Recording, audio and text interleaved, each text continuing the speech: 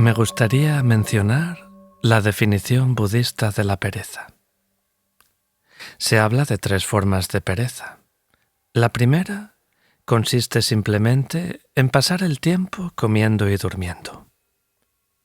La segunda en decirse, alguien como yo no llegará a perfeccionarse nunca. En el caso del budismo, esta pereza nos lleva a pensar, es inútil intentarlo. Jamás conseguiré la realización espiritual, ¿verdad? El desánimo nos hace preferir no empezar a hacer esfuerzos. Y la tercera, la más interesante en este caso, consiste en agotar la propia vida en tareas de importancia secundaria sin abordar nunca lo esencial. Pasamos nuestro tiempo intentando resolver problemas menores que se encadenan sin fin como las ondas en la superficie de un lago. Nos decimos, cuando haya terminado tal o cual proyecto, me dedicaré a darle un sentido a mi existencia. Entonces, el antídoto contra la primera forma de pereza, tener solo ganas de comer y de dormir, es reflexionar sobre la muerte y la caducidad. No podemos prever ni el momento de la muerte ni las circunstancias que la producirán. No debemos perder, pues, un solo instante para volcarnos hacia lo esencial. El antídoto contra la segunda pereza, la que nos desanima y nos impide así embarcarnos en una indagación espiritual, consiste en reflexionar sobre los beneficios que puede aportar esta transformación interior. El antídoto contra la tercera, hacer que el detalle pase antes de lo esencial, es darse cuenta de que la única manera de llegar a la meta de nuestros proyectos sin fin es dejarlos caer y volvernos, sin esperar demasiado, hacia lo que es capaz de dar un sentido a la existencia. La vida es breve, y si queremos desarrollar nuestras cualidades interiores, nunca es demasiado temprano para intentarlo. Lo que más me llama la atención en las filosofías a partir del siglo XVII es el escaso uso que pueden hacer de ellas quienes buscan puntos de referencia, principios para dar un sentido a su vida. La separación entre el mundo de las ideas y el del ser es tan grande que quienes promulgan esos sistemas filosóficos ya no tienen necesidad de convertirse ellos mismos en su ilustración viviente. En la actualidad es algo perfectamente admitido que se puede ser un gran filósofo y a la vez alguien a quien nadie pensaría en tomar como ejemplo en el plano individual. Ya hemos subrayado que el principal atractivo del sabio es ser la ilustración en carne y hueso de la perfección que enseña. Y esta perfección no se limita a la coherencia de un sistema de ideas. Ha de ser transparente y manifestarse en todos los aspectos de su persona. Un filósofo puede perfectamente perderse en problemas personales, o un sabio en sus emociones, mientras que un discípulo que sigue una vía espiritual sabrá que ha errado el camino si comprueba que a lo largo de los meses y los años sus cualidades humanas, o sea, bondad, tolerancia, paz consigo mismo y con el prójimo, van declinando en vez de aumentar. No basta con vivir de acuerdo con las propias ideas para ser sabio. También es preciso que estas ideas se correspondan con una sabiduría verdadera, con un conocimiento que libere el espíritu de cualquier confusión y de todo sufrimiento, con una sabiduría que se refleje en una perfección humana. Si no, un ladrón, o peor aún, un dictador, también puede vivir de acuerdo con sus ideas. En cuanto a los sistemas políticos, nadie, salvo los interesados en que los valores democráticos sean vilipendiados, discute que en nuestra época la democracia es el sistema político más sano, ¿verdad? Pero la democracia es un poco como una casa vacía. Hay que saber lo que los inquilinos harán con ella, ¿no? ¿Van a mantenerla, a embellecerla o a dejar que se vaya cayendo poco a poco? Lo que se descuida a propósito de los derechos del hombre es la responsabilidad del individuo frente a la sociedad. A menos que todos los individuos que comparten este planeta no desarrollen en sí mismos cierto sentido de responsabilidad, es evidente que será muy difícil aplicar los ideales democráticos. No me ha inspirado lo que recuerdo de los cursos de educación cívica que recibía en la escuela. Volvemos, pues, infaliblemente, a la necesidad de mejorar al individuo a través de sí mismo, mediante unos valores relacionados con la sabiduría o la vía espiritual, teniendo en cuenta que estamos hablando aquí de una espiritualidad no necesariamente religiosa. ¿Cómo definirla? Bueno, esto nos lleva a la noción de altruismo, por lo general muy mal comprendida.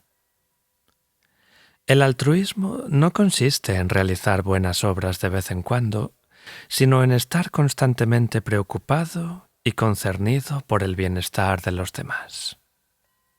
Es una actitud muy rara en nuestra sociedad, ¿verdad?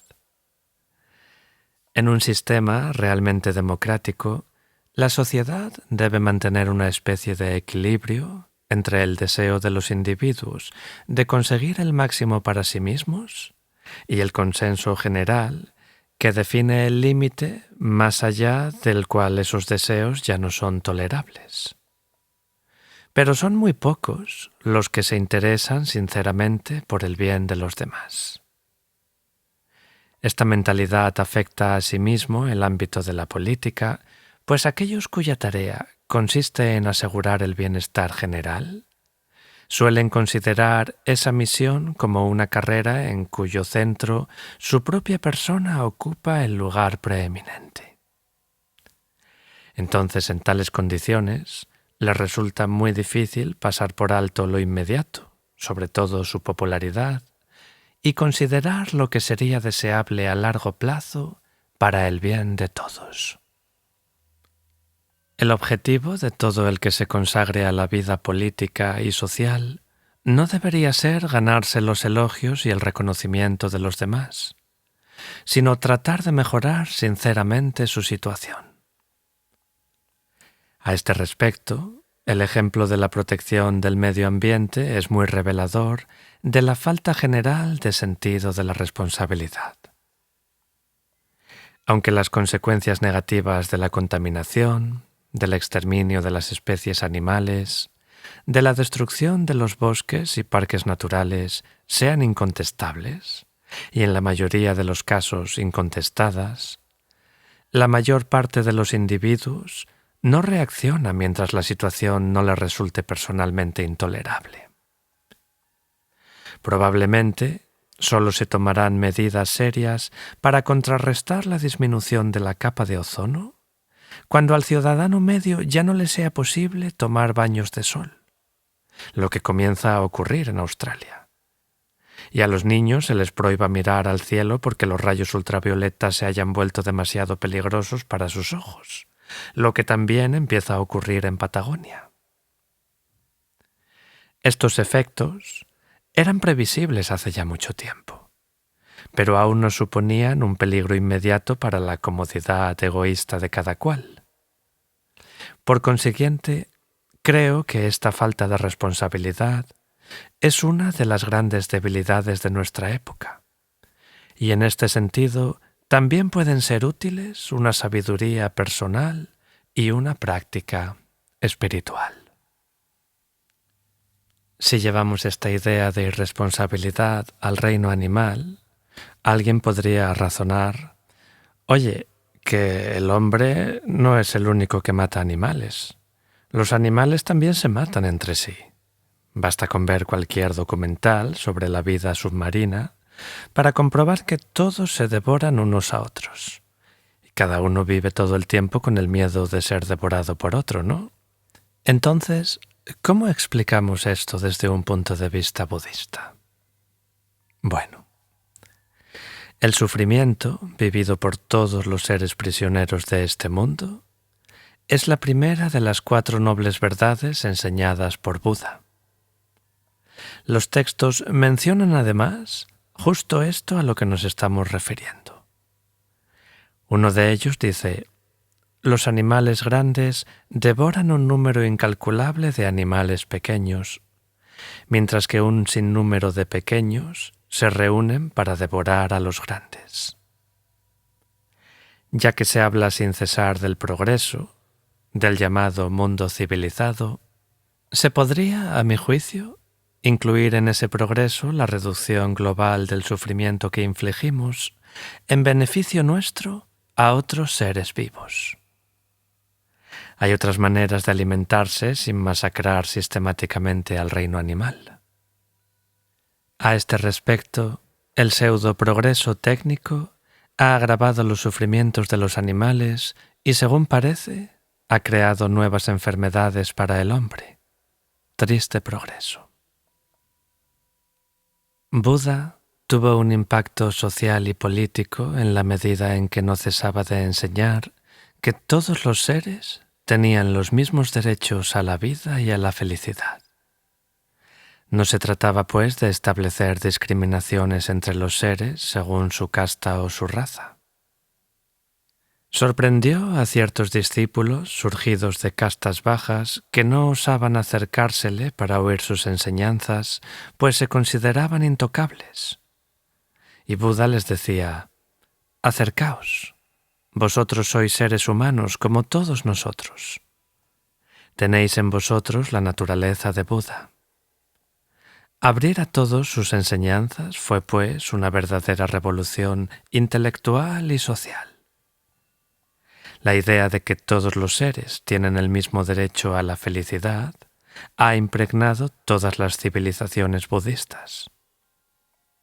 La verdad tiene una fuerza intrínseca, mientras que la mentira no es sino una fachada frágil que solo puede mantenerse a costa de esfuerzos desmesurados y condenados tarde o temprano al fracaso. En líneas generales, puede decirse que el budismo ha viajado mucho a lo largo de su historia. Los monjes budistas eran además en su origen monjes errantes. El propio Buda se desplazaba sin cesar y solo se establecía en un lugar fijo durante los 3 meses de verano para practicar el retiro de la estación de las lluvias. Durante este retiro, los monjes se refugiaban en cabañas provisionales hechas de bambú y follaje. Luego reanudaban sus peregrinaciones. Con el correr de los años, algunos benefactores de Buda decidieron obsequiarle con un lugar al que él mismo y sus monjes pudiesen volver cada año para pasar el retiro estival. Esos donantes empezaron a levantar entonces construcciones de material duro cuya forma recordaba a la de las cabañas de bambú. Poco a poco, algunos monjes empezaron a residir todo el año en esas vihara, tal era su nombre, donde más tarde se establecieron comunidades enteras. Así fueron surgiendo luego los primeros monasterios. Al principio, el budismo estuvo largo tiempo confinado a la provincia de Magadha, el actual Bihar de la India. Posteriormente se difundió y floreció por toda la India y Afganistán. Hubo intercambios con Grecia, de los que da testimonio una célebre recopilación de textos filosóficos en forma de diálogos entre un sabio budista y el rey griego Menandro, que gobernó en Bactriana en el siglo II a.C. Las idas y venidas de las caravanas de mercaderes permitieron sin duda el contacto entre el budismo y la civilización griega, muy abierta a las corrientes de ideas que llegaban del exterior. Hacia el siglo VIII, y sobre todo en el IX, el budismo fue introducido en el Tíbet por Padmasambhava, que había sido invitado por el rey Trisong Detsen. Este rey, que ya tenía un maestro budista, quiso construir el primer gran monasterio del Tíbet. Aconsejado por su mentor, el rey invitó a Padmasambhava, el sabio más respetado de su tiempo. Padmasambhava es considerado ahora por los tibetanos como un segundo Buda, pues gracias a él se difundió el budismo en el Tíbet. Así pues, este maestro llegó y supervisó la construcción de Samye, el primer monasterio tibetano. Fue también uno de los promotores de la traducción del canon budista al tibetano a partir del sánscrito. Invitó al Tíbet a un centenar de grandes eruditos budistas indios y envió a la India a jóvenes tibetanos para que aprendieran el sánscrito. Posteriormente, un colegio que reunía a traductores tibetanos y eruditos indios se instaló en Samye durante unos 50 años para traducir los 103 volúmenes de los sermones de Buda y los 113 volúmenes de los comentarios indios sobre esos sermones. Durante los 2 o 3 siglos siguientes, otros maestros tibetanos fueron a la India, donde permanecieron a veces 10 o 20 años, y llevaron al Tíbet textos que no habían sido traducidos durante la primera oleada de traducciones.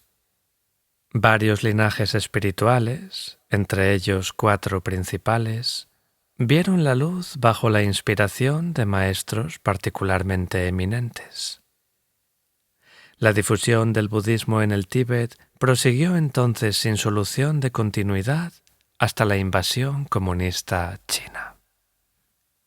El budismo emigró asimismo hacia el sur, hacia Sri Lanka, luego hacia el este, a Tailandia, Birmania, Laos, bajo una forma llamada Theravada.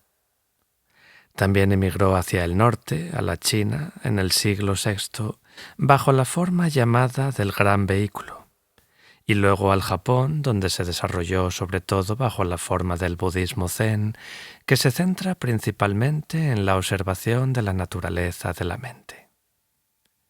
Tenemos algunos vídeos en los que explicamos esto con mayor detalle, que forman parte de una lista de reproducción en el canal llamada Budismo para principiantes.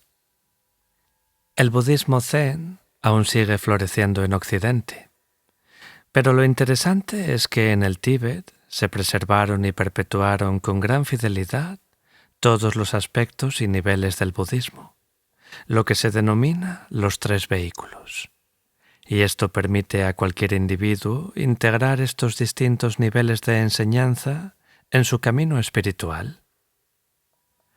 La práctica del pequeño vehículo, o para emplear un término más respetuoso, el Theravada, la palabra de los antiguos, se funda en la ética laica y en la disciplina monástica, en la contemplación de las imperfecciones del mundo ordinario y de la futilidad de las preocupaciones que subyacen a la mayoría de nuestras actividades.